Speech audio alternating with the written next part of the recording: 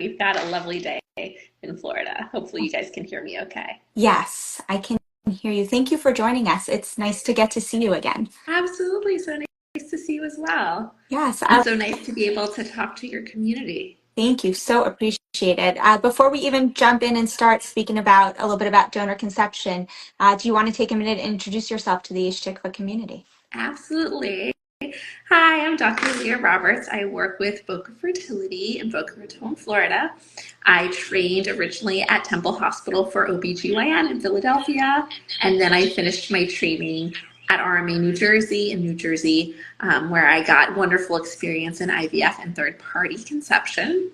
Additionally, I myself am using third-party conception. I'm using a gestational carrier for my own pregnancy due to complications that left me unable to carry my own. So I know this topic really well on both a personal and a professional level, and hopefully I can share some information and shine some light on this topic for you guys today. Thank you so much. Thank you for being here and thank you for sharing. Thank you for your vulnerability and sharing that with our community and holding hope with you as you pursue your journey.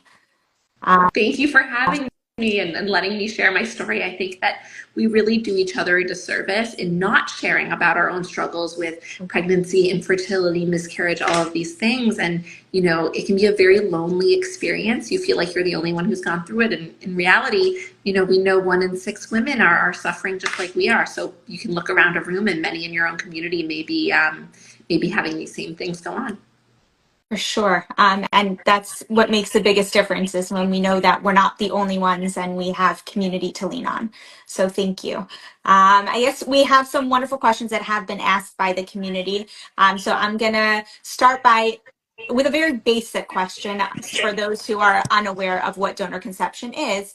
If you can just give a little bit of a broader explanation of donor conception so that those who aren't yet familiar understand what their options are. Absolutely. So when we talk about third-party conception, we're talking about anything that we need to do where we use tissue that is not our own in order to complete our family. So that can look like using a gestational carrier like I'm using, where although we're using my eggs and my husband's sperm, we're using a gestational carrier in order to have a healthy, happy pregnancy. Additionally, most often what we're talking about is either using donor eggs or using donor sperm in order to create an embryo for use to create your family. Wonderful, thank you. And when we speak about donor conception, there obviously are certain times in a journey where one knows going into it that they are going to be using donor conception, whether it is an individual who is building their family as a single mother by choice, opting to use sperm donors, or a queer couple who needs to use sperm or egg donors, and those who are shared by their doctors that they as well need to use donor conception to grow their families. When you have an individual or a couple that comes in, when do you recommend to them that it is time to contemplate switching to donor conception? What are some of the medical indications that donor conception might be their best route? Absolutely. So, you know, the choice to use donor materials for your conception is a very, very personal one. You know, generally, donor eggs and donor sperm, plain and simple, are used by couples who don't have sperm and eggs to use, like a single mother by choice or a queer couple. But additionally, about 1 in 100 men are walking around and they don't know, but they don't have sperm. And that increases actually to 10% of the infertility population come in. And the issue is that the men don't have any sperm at all. This can be from a variety of causes, whether they, you know, have a genetic cause or some kind of something happened during their lifetime to cause them not to have sperm, but that could be a great reason to use donor sperm. Additionally, with donor eggs, it becomes a little more complicated. We certainly have gay men who don't have eggs, women who have gone through menopause or have gone through premature menopause. Can be good candidates, but additionally, older patients often are the ones that need to use donor eggs because as you age, you're more likely to have an abnormal number of chromosomes in your eggs, which is why miscarriage is more common in this population. because these pregnancies are not compatible with life. So at our best, in our 20s, the rate of miscarriage is about 25% because about 25% of the embryos we make are genetically abnormal, which is not compatible with life. But as you get to your 40s, this does increase exponentially.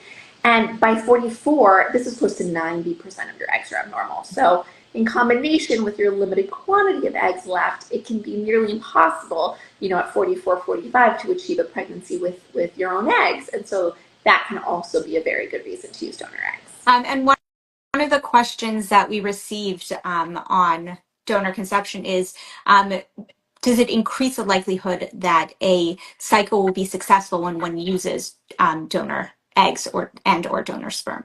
So, every person's likelihood of success is very different.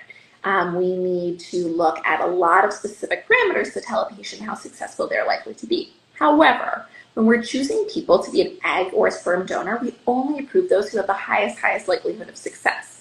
So sperm banks, for instance, will only accept about 1% of all of their applicants after screening for issues like medical history, genetic disease, and educational attainment. So one study put the live birth rate per transfer with a euploid, a genetically normal embryo, at 64%, 84% with 2, and 93% with 3. So when you're comparing this to someone at age 45 whose likelihood of success of bringing home a live baby at all is about 3% per IVF cycle, because it's so hard at 45 to make a euploid embryo, certainly your success rate with donor material is just going to be so much higher.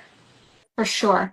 And I know that one of the questions that we received is that once one does choose, and I know you described this a little bit at the beginning, but once one does just choose to pursue a cycle of donor conception, whether it is donor egg, sperm, or an embryo, how does that process differ in terms of the process that they're going through in an IVF cycle using their own gametes, and how is it the same?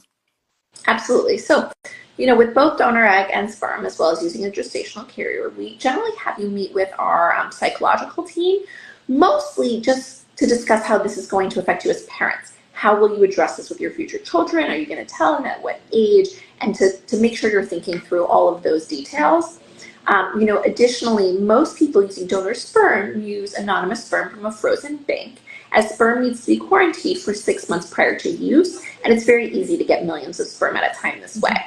For eggs, it's a little different because it's a quantity issue. It's not as easy to get so many eggs. So generally, people will often use fresh eggs, although we do see them using frozen eggs as well. It depends on their desired number of children, the age of the donor, and the financial resources as well. So with frozen eggs, you usually go to a bank, just like you would with sperm, and buy a lot of about 6 to 8 eggs that are already frozen. With fresh eggs, it's just like as if you were putting yourself through an IVF cycle. You put your donor through an egg retrieval cycle, and then you're the recipient of all the eggs that they produce that cycle, which is often a higher number than the 6 to 8.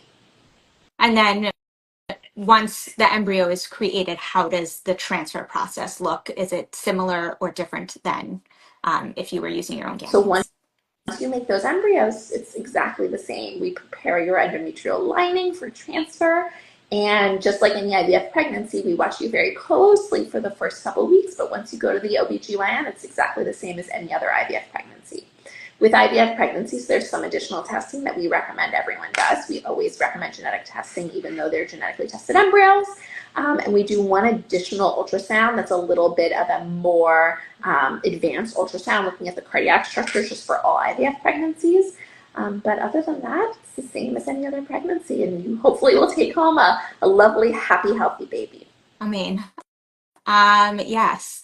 Are there any other pieces of the donor conception journey that we haven't yet touched on that you would like to leave the Yesh Tikva community with in that knowledge? So I think you really need to give yourself grace. It's okay to grieve intermittently about not using your own genetics. I mean, you can be fine with it one day and the next day still have some difficulty, and that's okay. It's normal. There are many options to choose from, and you can look at multiple sources if you don't find someone you like. This process can take time. You can look at more than one sperm bank. You can look at lots of different donors. Sometimes it can be tempting to use a family member, and that can be a good choice, but they still need to be screened, and you want to make sure that you're using someone that gives you the best chances of success, especially if they're older. If you want multiple children, when you first start this process, make sure you create enough embryos to complete your entire family, or know that if you only make one or two, that you may need to use additional multiple donors in the future to complete your whole family. So those are just a few things to think about that I always think are really important. I think, we don't always give ourselves enough grace. We think we should just be okay with things. And I think it's okay to have those feelings and discuss those things. Thank you. That's actually such an important point to share, and something I think that sometimes we forget is that along this journey there are different spaces, head spaces that we get into, and that they're all okay, and giving ourselves the grace to process through it. And just because one day we have been okay with an experience doesn't mean the next day that we won't be dealing with those emotions, and to giving ourselves access to the tools that we need to process all the feelings that come up. Absolutely. Thank you so much for taking the time to speak with us today about donor conception. Really appreciate you making this. I really appreciate everything you're doing for our community. And, if anyone has any questions, feel free to reach out. I'm always here. Amazing. Thank you so much.